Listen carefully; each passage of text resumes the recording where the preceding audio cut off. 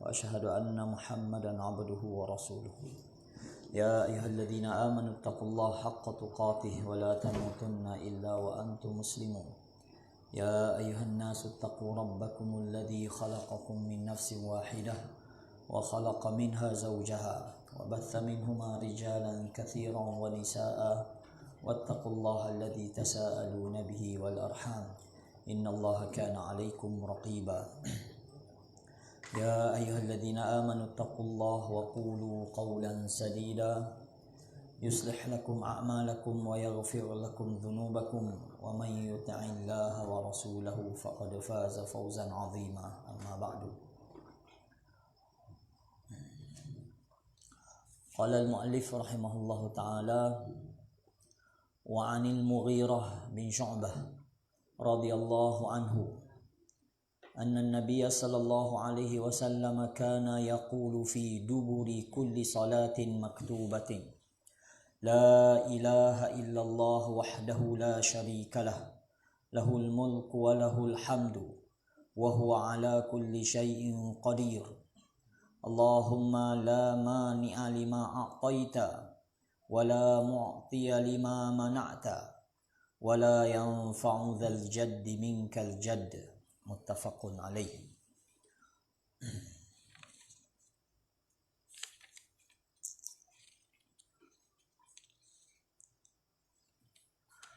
Daripada Mughirah bin Syu'bah radhiyallahu anhu, sesungguhnya Nabi SAW dia kata bersabda ataupun menyebut fi duburi kulli salah, pada setiap penghujung solat 5 waktunya ataupun solat fardunya. Fi duburi kulli salah ini ulama berkhilaf dalam menterjemahkan duburi kulli salah. Sebahagian besarnya menterjemahkannya fi duburi kulli salah, iaitu di penghujung solat, iaitu sebelum beri salam. Nampak? Itu pandangan majority yang mengatakan duburi kulli salah, iaitu di penghujung solat. Di penghujung solat sebelum memberi salam. Tapi ada juga sebahagian yang menterjemahkan sebagai duburi salah, iaitu selepas daripada beri salam. Selepas daripada beri salam. Jadi mana-mana doa ataupun zikir yang Nabi ajar, Nabi sebut fi duburi kulli salah, ulama berkhilaf gitulah. Ada kata sebut sebelum salam, ada kata sebut selepas daripada memberi salam. Tak, yang menjadi amalan kita di sini, kita sebut benda ni selepas daripada beri salam lah. Tak. Okey. Fi duburi kulli salatin maktubah. Nabi ni, Mughirah kata Nabi ucapan ini selepas ataupun di penghujung solat dia ataupun di akhir selepas daripada salam, Nabi ucap benda ni. Menunjukkan kepada kita para sahabat dia hafal zikir-zikir yang dibaca oleh Nabi SAW. Tak, dia hafal. Dia tidak kata bahan-rambang tentang zikir selepas solat ni. Ada zikir-zikir yang khas. Oleh kerana itu para ulama letak zikir-zikir selepas solat ni termasuk zikir-zikir yang khas, zikir yang tertentu. Nabi tak baca benda lain melainkan ucapan-ucapan inilah yang telah dinakalkan dalam kitab-kitab hadis. Tak. Oleh kerana itu kita pun mesti mengutamakan zikir-zikir yang dibaca oleh Nabi selepas solat ni. Sebab perbuatan ni perbuatan harian Nabi. Dan para sahabat dia perhati dan dia tengok semua. Apa yang Nabi ucap, apa yang Nabi baca selepas daripada beri salam ni. Maka tidak selayaknya lah bagi seorang Muslim dia tak tahu apa yang Nabi baca lepas semayang. Sebab semayang ni berlaku 5 waktu sehari semalam.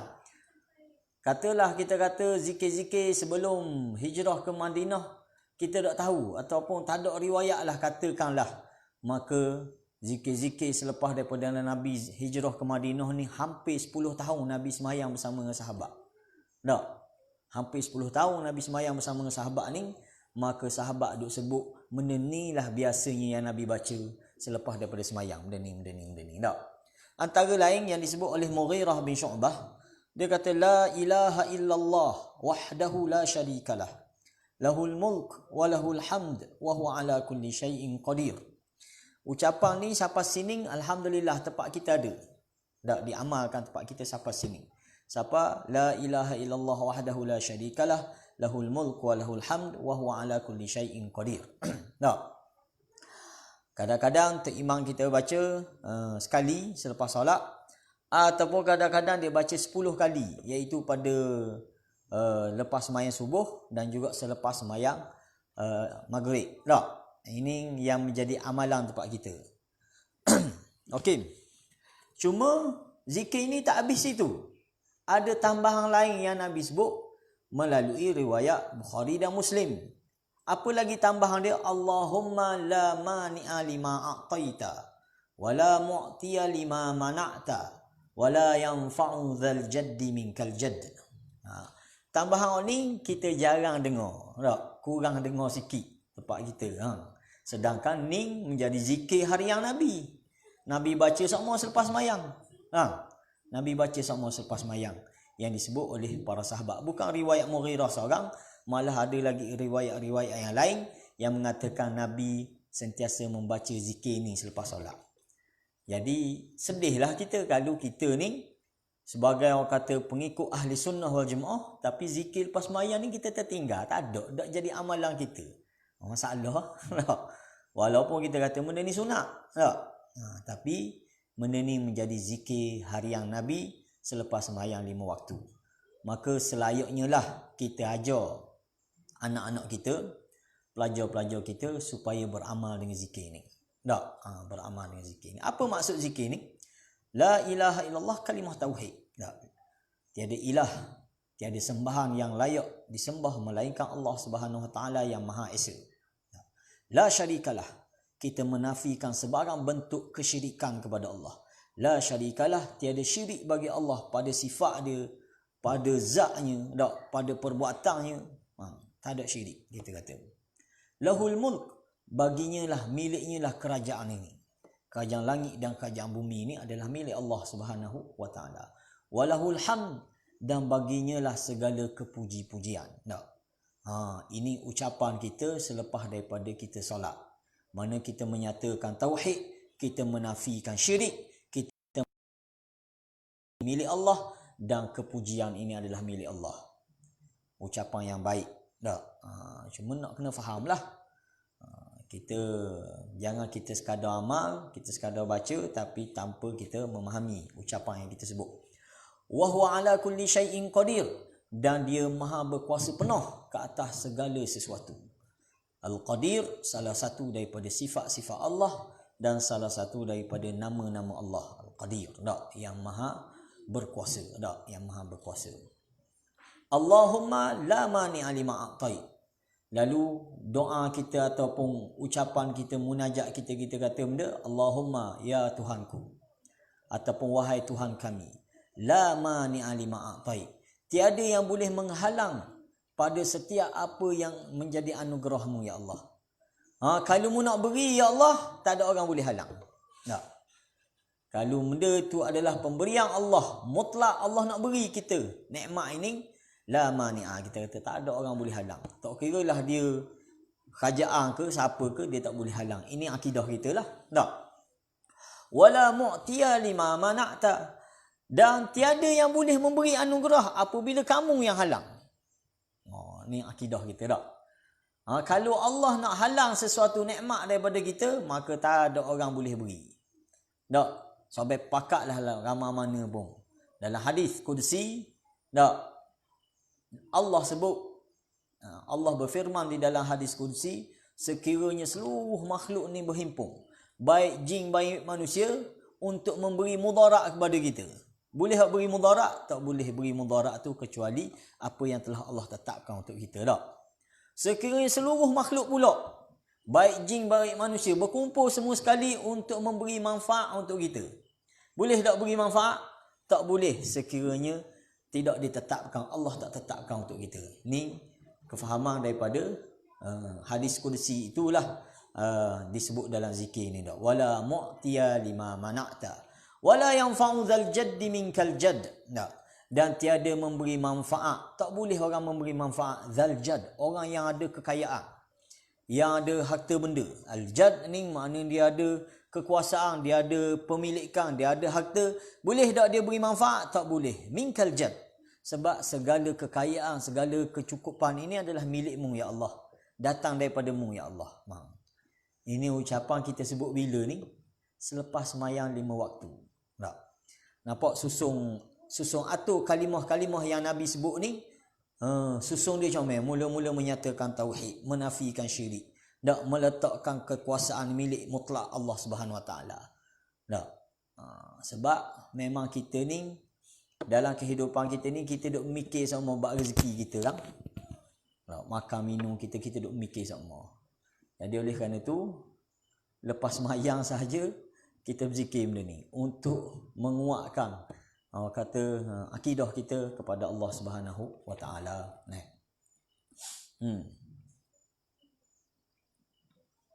Ini zikir yang disebut selepas daripada sembahyang 5 waktu.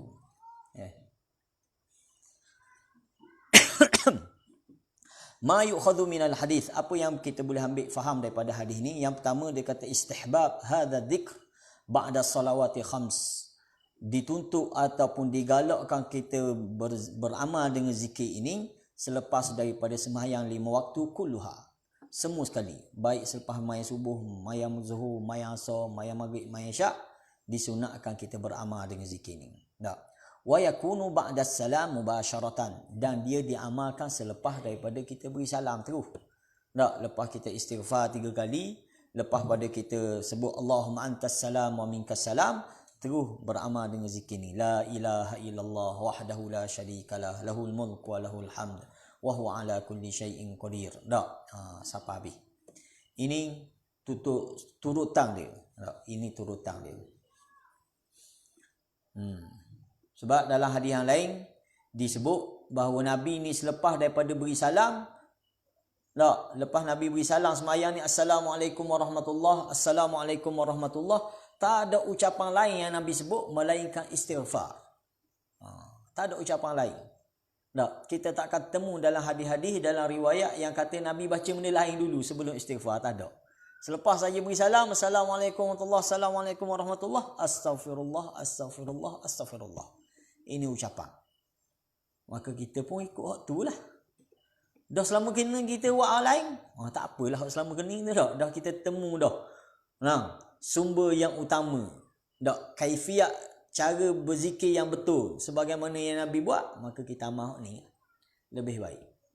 Kita dulu pun sebelum kita belajar, kita amal super tula kok. Start sudah sembahyang dah Al-Fatihah dulu kan. Bukan kata benda tu tak bagus. Bagus. Fatihah bukan tak bagus. Tapi ada kaifiat yang telah Nabi ajar. Maka hak ni lebih baik.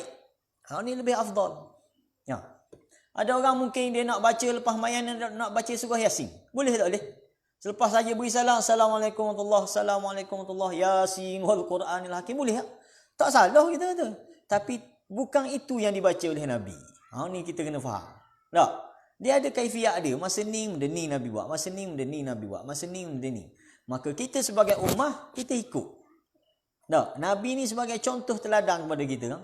Terutamanya dalam beramal. Nabi lah orang utama yang patut kita ikut. Gerak-geri dia.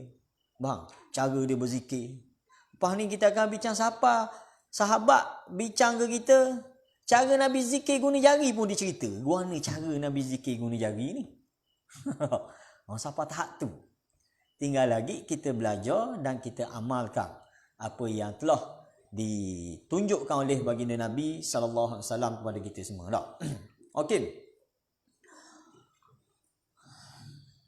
Dan zahir hadis ni, Syekh ni kata Syekh Basam kata wa zahiruhu ya'ti biha marrah wahidah ba'da salah wa ya'ti tamamal wahth. Dia kata berdasarkan hadis-hadis ni disebut bahawa Nabi hanya sebut sekali saja zikir ni. Mana tidak diulang 2 kali ke 3 kali, tidak. Tapi hanya Nabi sebut sekali saja. La ilaha illallah wahdahu la syarikalah, lahul mulku wa lahul hamd wa huwa ala kulli syai'in qadir. Allahumma la mani'a lima a'tait wa la mu'tiya lima mana' wa la yanfa'u dzal jaddi minkal jadd. Hanya marrah wahidah, sekali saja Nabi sebut. Yang kedua, syuri'a hadza dzikr jalil ba'da salawati maktubat allati hiya afdalut ta'at. Disyariatkan kita berzikir dengan zikir yang mulia ini, zikir yang agung ini, selepas selesai saya sembahyang 5 waktu. Yang mana sembahyang 5 waktu ini adalah afdalu ta'at, seafdal ketaatan yang kita buat. Sebab apa? Lima shtamala alaihi min ithbatil wahdaniyah lillahi ta'ala. Oleh kerana dalam zikir ni terkandungnya dalam ucapan yang kita sebut ni, iaitu mentauhidkan Allah Subhanahu wa taala. Wa nafyu syirik, dan menafikan syirik. Nak orang kata benda nak perbaharui ikrar kita kepada Allah. Pertama mentauhidkan Allah dalam zikir kita ni, dan juga menafikan sebarang bentuk kesyirikan. Sama ada pada zat Allah, pada sifat-sifat dia, dan juga dalam ibadah kita. Kita nafikan syirik kepada Allah. Wa itsbatu kamalil qudrah, dan kita menetapkan kesempurnaan kekuasaan hanya milik Allah Subhanahu wa taala. Ini apa yang terkandung dalam zikir yang kita baca ni. Maka kita kata ucapan yang kita sebut ni cukup besar. Cukup besar maknanya kita memperbaharui tauhid kita kepada Allah. Memperbaharui tauhid kita kepada Allah selepas selesai saja kita sembahyang.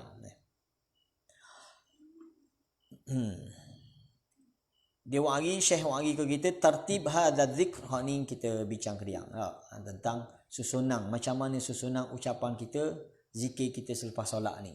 Ada berbagai susunan, tetapi semua susunan tu berdasarkan riwayat-riwayat yang sapalah kepada para ulama kita . Dalam banyak-banyak zikir ni, di penghujung zikir ada zikir yang berbentuk doa. Ada zikir yang berbentuk doa. Seperti tadilah Allahumma la mani'a lima a'tai. Itu zikir yang berbentuk doa. Kita sebut, ya Allah, wahai Tuhanku. Ada lagi Allahumma a'inni ala zikrika wa syukrika. Ini zikir dalam bentuk doa. Kalaulah kita nak sabitkan bahawa Nabi berdoa selepas solat, inilah bentuk doa-doa yang Nabi baca. Inilah bentuk doa-doa yang Nabi baca. Jadi kalau kita nak baca ni, silakan. Ini lebih afdal. Nak dibandingkan kita karang doa-doa kita sendiri yang panjang lebar, yang kadang-kadang tak tahu benda yang kita minta. Tok Imam minta benda pun kita tak tahu. Kita hanya sekadar kita amin, mana kita percaya bolak, kita percaya ke Tok Imam. Ikut mula nak minta benda pun, asalkan aku belakang ni amin sahaja. Maka yang terbaik kita kata kita cuba hafal, cuba belajar doa-doa yang Nabi baca ni, dan kita amal sendiri. Lepas sudah sembahyang, kita berzikir sendiri, duduk sendiri . Lepas tu kita berdoa sendiri. Allahumma a'inna ala zikrika wa syukrika wa husni ibadatik. Semua zikir-zikir dan semua doa-doa yang Nabi ajar tu semua komplit. Benda yang kita perlu belaka, kita kata. Benda menjadi keperluan kita belaka. Okay. Hadis yang seterusnya. Wa an Sa'd bin Abi Waqqas radhiyallahu anhu qala Inna Rasulullah sallallahu alaihi wasallam kana yata'awwadhu bihinna dubura kulli salah. Allahumma inni a'udzu bika minal bukhli wa a'udzu bika minal jubni wa a'udzu bika min an uradda ila ardhilil umur wa a'udzu bika min fitnatid dunya wa a'udzu bika min adzabil qabri. Rawahul Bukhari. Hadis ni riwayat Bukhari. Dari Sa'd bin Abi Waqqas radhiyallahu anhu, katanya, sesungguhnya Rasulullah sallallahu alaihi wasallam biasanya memohon perlindungan dengan beberapa perkara ini selepas daripada selesai solat. Ini pun kita kata dalam bentuk doa yang Nabi baca selepas sembahyang. Sa'd bin Abi Waqqas kata, doa-doa yang Nabi baca ni biasa Nabi akan baca selepas sembahyang, dia kata. Ataupun boleh difahami juga sebagaimana kita sebut tadi, dubura kulli solah ni iaitu di penghujung solat sebelum beri salam. Ramai ulama dia faham situ. Termasuk salah seorangnya Ibn Taymiyah rahimahullah ta'ala. Dia kata sebenarnya zikir-zikir yang Nabi baca, bukan zikir, doa-doa yang Nabi bacanya ghalibnya dalam solat, bukan di luar sembahyang. Sebab dia alasannya dalam sembahyang kita ni kita buat benda, kita sedang bermunajat kepada Allah kan? Maka sinilah tempat paling afdal, paling tepat sekali kita minta permohonan. Masa tengah munajat ni. Masa tengah kita berdialog dengan Tuhan ni, kita sebut benda ni, kita puji dia, kita puja dia, kita agungkan dia, kita dak mensucikan dia. Masa ni lah dia kata, pengakhir hujung sekali lepas sudah habis dah kita zikir, kita selawat, kita apa ni, penghujungnya yang terbaik, mintalah doa, mintalah apa sahaja. Maka kita kata, kalaulah kita boleh ejah sikit, kalau nak doa lepas mayang tu silakanlah. Tapi cuba ejah sikit, perbanyakkan doa dalam solat. Terutamanya di penghujung selepas daripada kita baca tahiyat, lepas baca kita selawat, lepas tu minta doa ni. Sebab ramai faham lagu tu. Ada seorang ulama dia kata, bagi orang yang berdoa selepas solat, dia kata orang ni dah terlewat daripada permohonan dia. Dia sudah terlewat.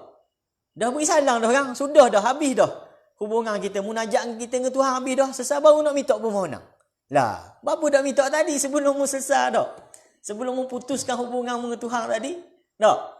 Maka masa itulah mu minta. Minta benda ni. Minta penting-penting. Minta yang penting-penting. Tengok, benda yang Nabi ajar kepada sahabat ni, apa yang disebut selepas daripada solat ni, ataupun di penghujung tahiyat dia. Allahumma inni a'udzubika minal bukhli. Ya Allah, aku berlindung denganmu, ya Allah, daripada penyakit bakhil, daripada sifat bakhil. Minal bukhli, daripada penyakit ataupun sifat bakhil. Nabi minta berlindung. Benda bakhil ni, kedekut. Kedekut ni penyakit.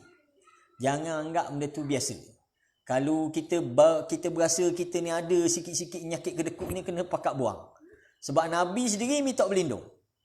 Ya Allah, jauhkanlah aku dari penyakit bakhil. Kemuncak kepada bakhil, penyakit benda, dia panggil syuh. Ni penyakit berat lagi. Bakhil, boleh jadi dia bakhil, dia kedekut dengan orang. Dia kedekut dengan orang. Tak memberi ke orang makanan dia, benda tak berkongsi dengan orang. Itu bakhil. Tapi syuh, siapa peringkat diri dia pun dia kedekut kau. Ni jahat lagi. Ni teruk lagi. Ni tak boleh ada langsung pada kita. Penyakit ni. Ada orang dia ada harta, dia ada pitih. Tapi oleh kerana ada syuh dalam diri dia, dia tak guna harta dia. Dia rela pakai motor buruk, mampu tak? Nak boleh pergi pasar tu 14 kali mampu tengah jalan. Tak beli motor baru, tak beli kenderaan baru. Sebab dia ada penyakit syuh.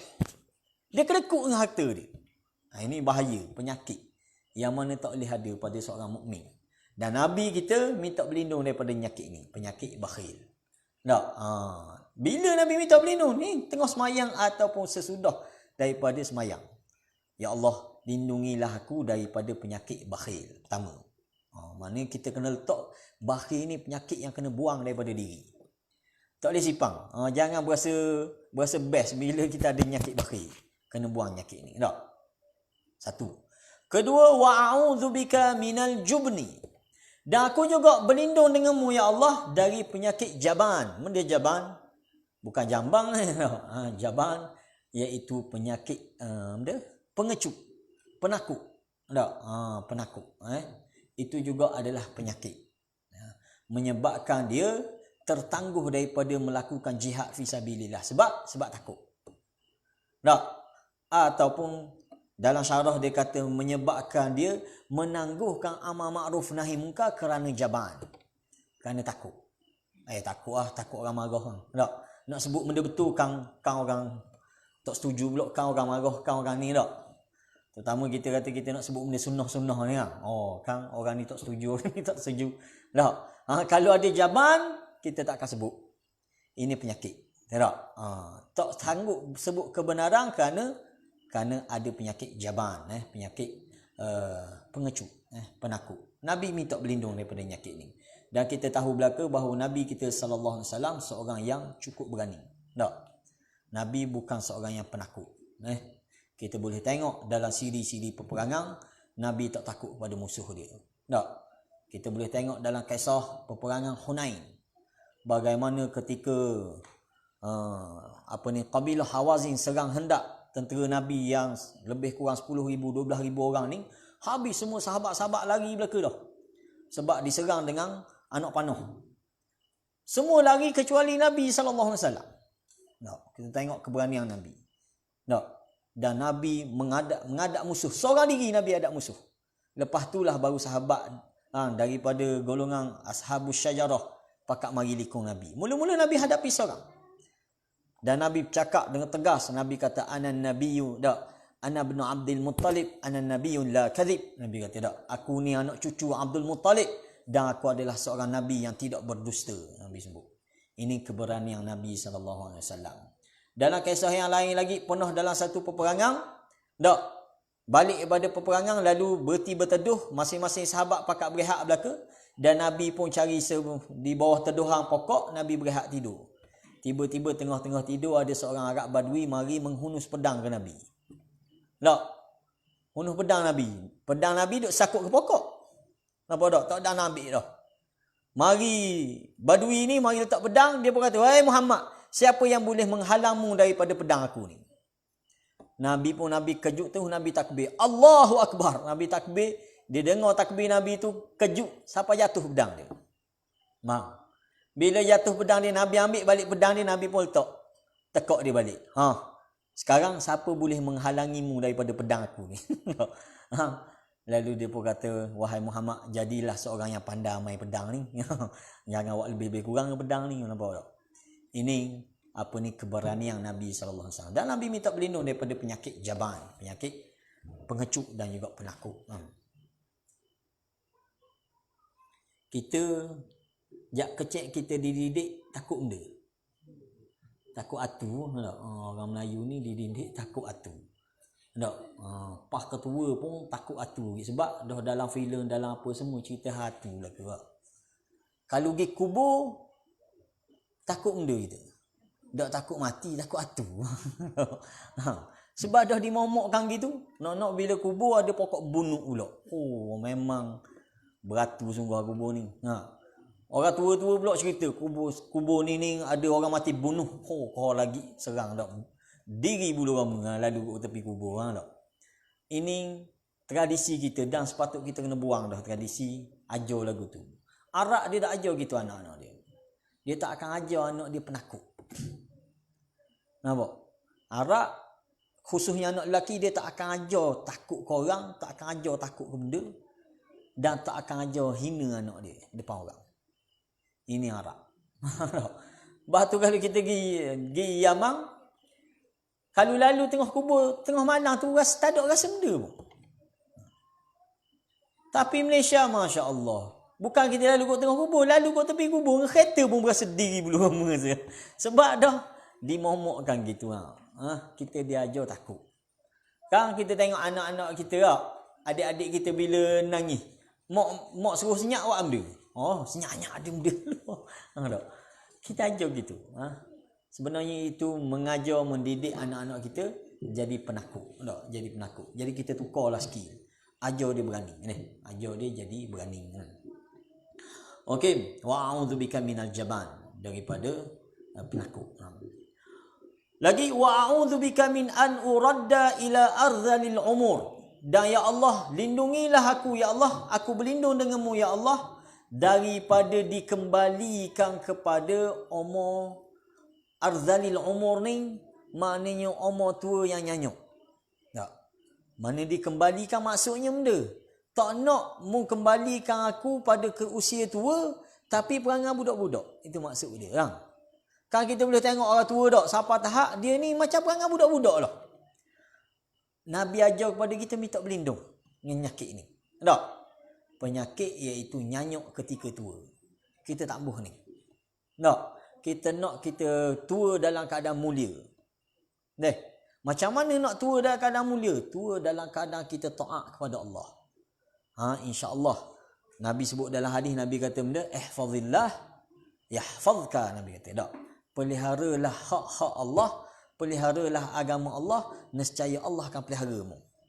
Macam mana Allah pelihara kita? Allah pelihara sehingga tua Allah akan pelihara kita. Kita nak lagu tu. Kita tak nak tua dalam keadaan nyanyuk. Tua dalam keadaan siapa pekat anak cucu pun tak mau dekat dengan kita. Allahualaiyazubillah. Minta jauh benda ni. Tak. Berlaku dalam masyarakat kita boleh tengok. Tak. Bang, ada orang tua yang hacip perik sekali pakai pampers dengan benda. Anak cucu pun tak mau dekat. Dah sah ke orang lain. Maka minta doa ni. Bila? Sama ada sebelum kita beri salam ataupun selepas daripada kita semayang, sudah semayang. Dah. Ustaz biasa beri contoh sokmo-sokmo dalam bab ni. Siapa kita buat contoh? Kita buat contoh almarhum Tok Guru Ni Aziz kita. Siapa dia umur berapa? Masa dia meninggal umur berapa? Tua orang. Tapi semua orang pakat nak mari jumpa belaka. Bapa pada ada orang sebaya dengan dia, bukan setakat orang lain. Orang sekelas dengan dia, hok belajar sekali dengan dia pun ada. Sama umur dengan dia, tapi tak ada orang cari. Malah kadang-kadang anak cucu pun tak cari. Tapi almarhum Tok Guru Ni Aziz bukan setakat anak cucu, habis seluruh Malaysia. Pakat mari, pakat nak ambil gambar, pakat nak cium tangan, pakat nak temu. Sebab apa? Tak ada sebab lain melainkan kita kata hak kita nampak zahir, hak kita tak nampak kita tak tahu kan. Kita hukum hak zahir dia. Dia beramal dengan hadis kita baca tadi. Tak, ihfazillah yahfazka. Tak, mempeliharalah hak-hak Allah, mempelihara agama Allah.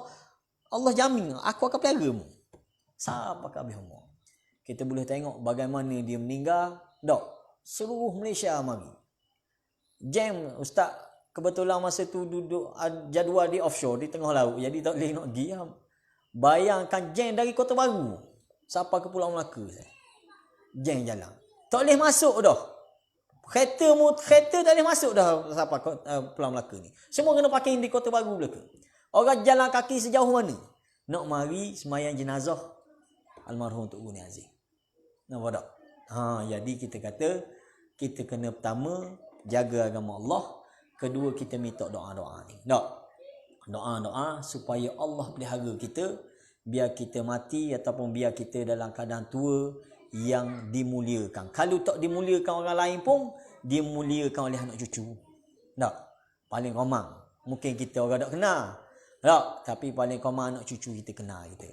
Anak cucu kita tak meraihkan kita. Tak? Itu benda yang kita nak. Macam mana? Pertama kita kata kita nak dalam keadaan tua pun kita boleh jaga ibadah kita. Solat kita, zikir kita. Tak? Kita boleh jaga. InsyaAllah Allah akan pelihara kita. Jadi Nabi minta berlindung. Ya Allah, aku berlindung denganmu. Ya Allah, daripada dikembalikan kepada usia yang nyanyuk. Usia yang nyanyuk. Arzalil umur. Usia tua tapi perangai budak-budak dah. Berok ngata dah, kecing ngata dah. Cakap dah tahu tak butir sekali dah. Ini benda yang kita minta jauh. Minta berlindung. Lagi Nabi juga minta berlindung, wa'udzubika min fitnatid dunya. Dan ya Allah, aku berlindung denganmu ya Allah daripada fitnah dunia. Mana maksud fitnah dunia ni?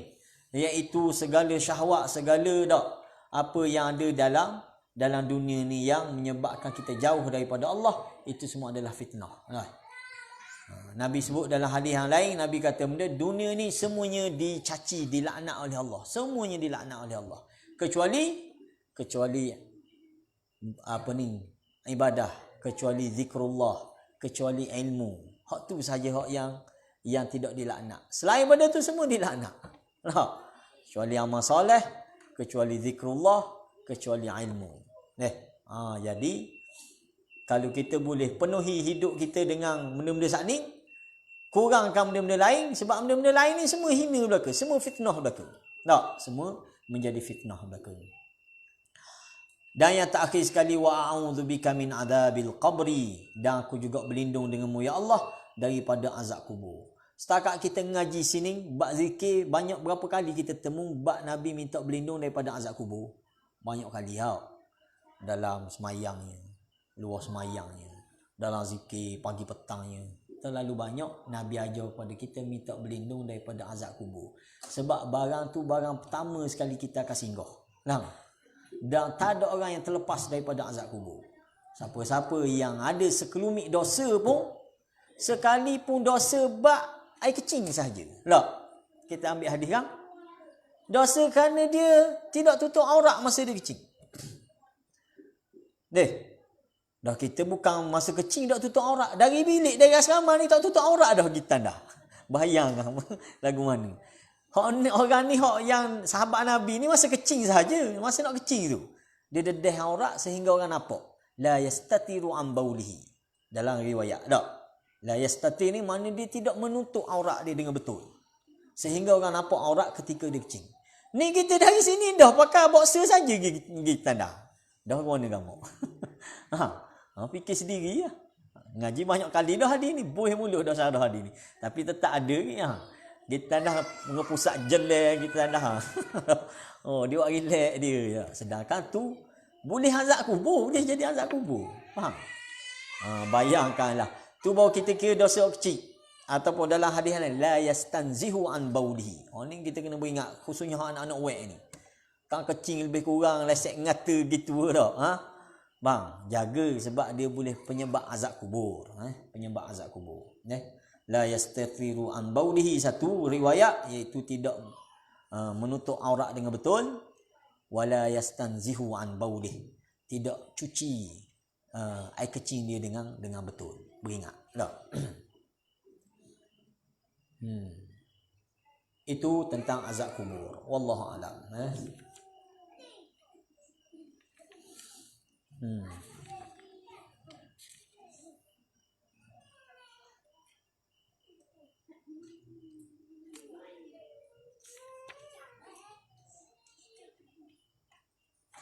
Saya baca pandangan Ibnu Taimiyah dalam bab berdoa-doa saat ni, kat mana yang lebih afdal. Kita tengok amma Syekhul Islam yakni Ibnu Taimiyah rahimahullah taala fadhhaba ila anna mashru'iyyat ad-du'a wa fadilatahu takunu ba'da at-tashahhud wa qabla as-salam. Dia kata ada pun Syekhul Islam Ibnu Taimiyah, dia berpandangan sesungguhnya dia kata pensyariatan doa itu dan kelebihan berdoa itu yang terbaiknya adalah selepas daripada kita tasyahud, iaitu tahiyat, selepas daripada kita berselawat, wa qabla salam, sebelum kita beri salam. Sebab apa? Sebab dia kata wa du'a fi akhiris salah qabla al-khuruj minha masyru'un bi sunnah mustafidah. Sebab dia kata doa di akhir, di penghujung solat, sebelum kita beri salam ini, sebelum kita keluar daripada solat, dia adalah masyru' dari sunnah Nabi SAW. Wa ijma'il muslimin, dan ijma' para ulama Islam betapa afdalnya doa ketika itu. Betapa afdalnya doa ketika itu. Faqad kana ghalibu du'aihi, sebab dia kata ghalibnya doa Nabi ni ialah dalam sembahyang tadi, sebelum beri salam. Ba'da tasyahud qabla salam. Wa amatu ad'iyati muta'alliqah bis salah fa innahu fa'alaha fiha. Dan semua doa-doa yang berkait dengan sembahyang biasanya Nabi buat dalam sembahyang belaka, dia kata. Nabi baca dalam sembahyang. Wa amara biha fiha, dan Nabi perintah pula sahabat-sahabat buat juga dalam sembahyang. Cuma sekarang hari ni kita semibur dalam memahami duburis solah. Bila duburis solah ni? Ghalibnya orang kata nyemah selepas selesai sembahyang. Ni ghalib kata nyemah. Tak.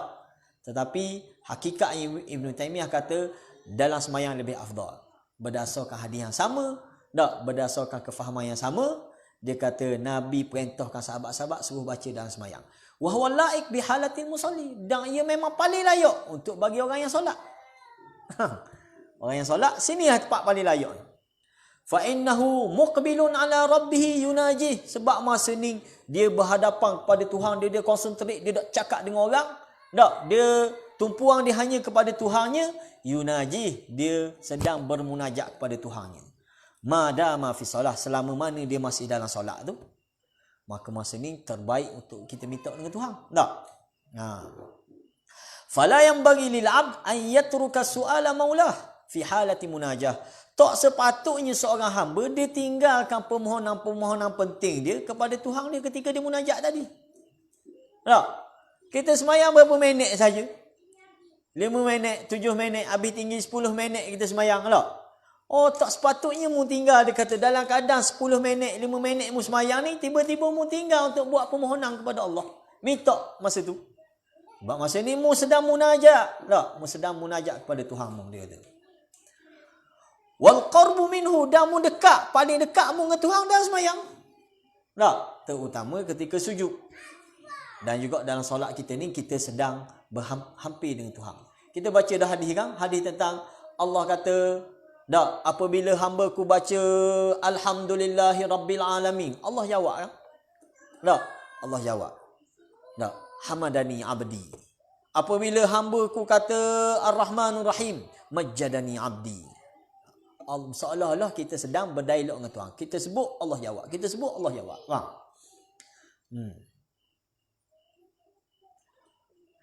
Wal iqbalu alaih, dan dia sedang menuju qasak hanya kepada Tuhannya. Wa akiduhu qarba inha'i hadhihi al-ibadah al-jalilah allati fiha syara'a lahu isti'tafuhu bi kalimati tahiyyah. Oleh kerana itu dia kata akhir sekali ibadah kita buat ni, kita semayang ni, dari awal kita baca tahiyahnya, baca doa iftitahnya, di akhir sekali kita pun bertahiyah kepada Tuhan.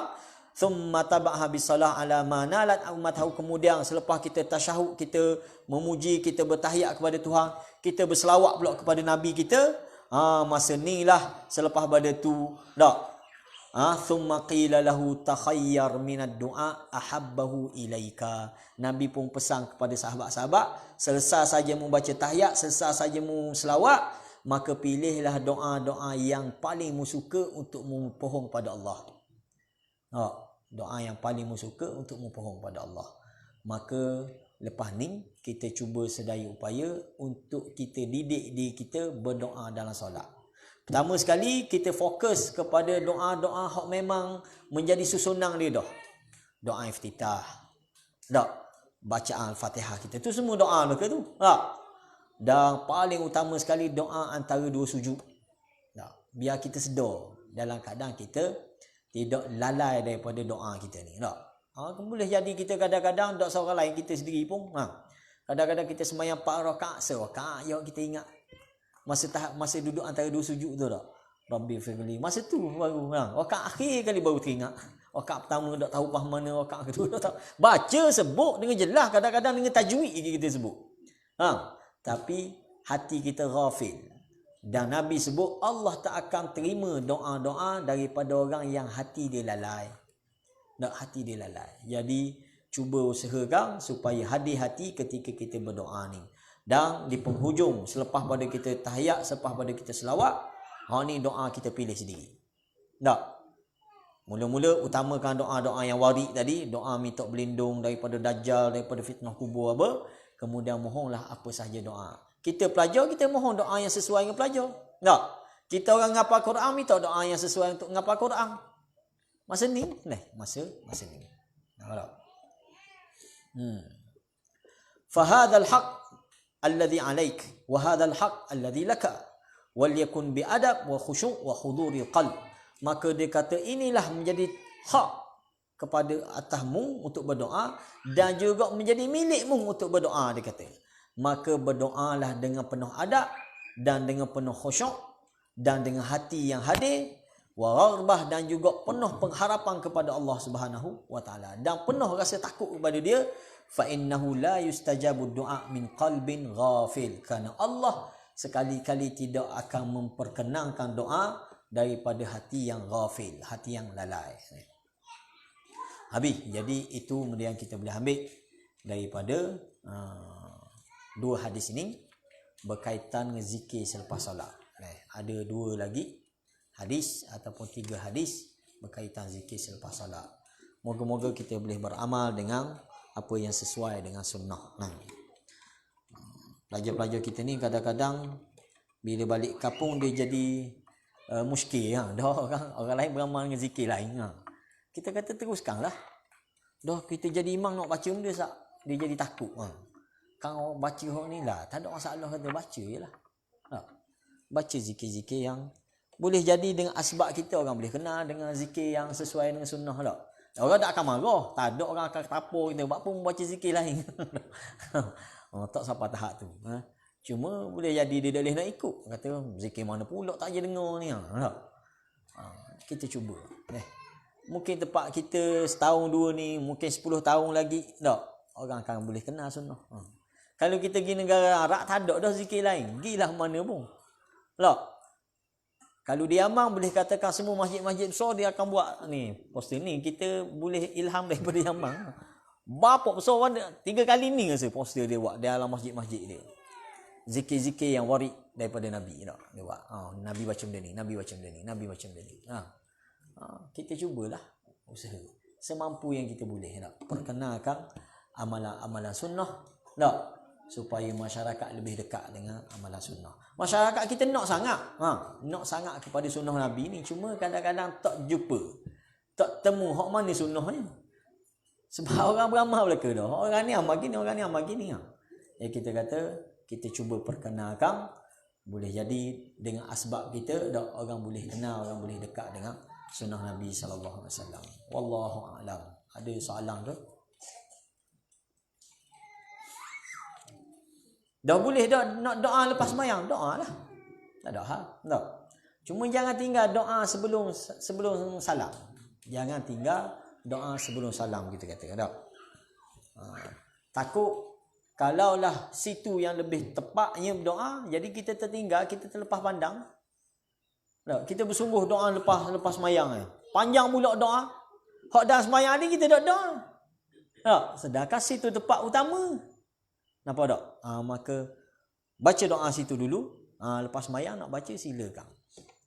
Ikut pandangan ulama, dia kata doa terbaiknya dalam sembahyang, sebelum salam. Zikir terbaiknya selepas salam. Nampak tak? Itu kaedah dia. Adapun selepas salam ni yang terbaik buat apa? Zikir. Zikir warid ni. Baca 3 kul, baca ayat kursi. Tak? Allahumma antas salam wa minkas salam. Nampak tak? Hak tu yang terbaik. Doa terbaiknya sebelum salam. Doalah tu. Itu yang terbaik. Wallahu a'lam. Ada soalan ke?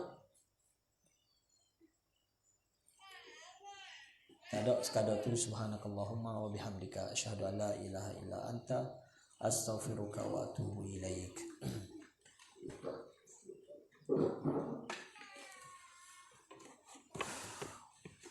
Panah, tak ada kipah. Masak kan.